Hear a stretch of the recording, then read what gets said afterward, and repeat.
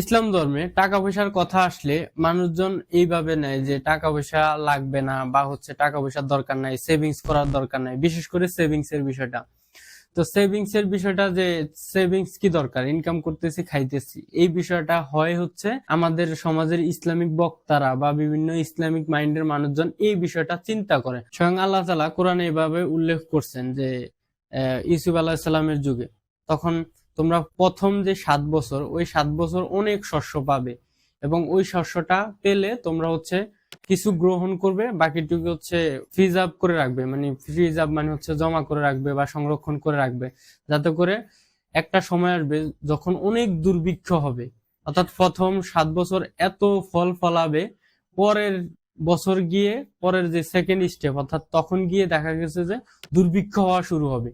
তখন তোমাদের যে সংরক্ষণ বা প্রিজার্ভ ছিল ওইটাকে তোমরা তখন খরচ করবে। ইউসুফ আলাহিসাল্লামের এই স্বপ্ন পরবর্তীতে যে দ্বিতীয় ধাপ আসার পরে কিন্তু ইউসুফ আলাহিসাল্লাম যেই সংরক্ষণ করছিল যত খাদ্য, যেহেতু তিনি তখনকার আমলে খাদ্যমন্ত্রী ছিল, তো তখন যতগুলা খাদ্য সংরক্ষণ করছেন সবগুলা খাদ্য কিন্তু পরবর্তীতে তিনি অল্প টাকায় সবাইকে বিতরণ করছেন। আর এই যে রেশন বিতরণের যে একটা চলাচল, এটা কিন্তু ইউসুফ আলাইহিস সালামের আমল থেকে চলে আসে। ইতিহাসবিদরা সবাই একমত যে রেশনের যে প্রকল্প বা অল্প টাকায় যে সরকারিভাবে রেশন দেওয়া, এটা কিন্তু ইউসুফ আলাইহিস সালামের যুগ থেকে, অর্থাৎ উনি এই বিষয়টাকে সিস্টেমটাকে চালু করে দিছে। আমার বক্তব্য যেটা ছিল আর কি মেইনলি, সেটা আমরা ধর্মীয় যারা ইসলামিক মাইন্ডের হয়ে থাকি বেশিরভাগ ক্ষেত্রে, তারা মনে করে সেভিংস বা এটা জমানোর কোনো মানে হয় না।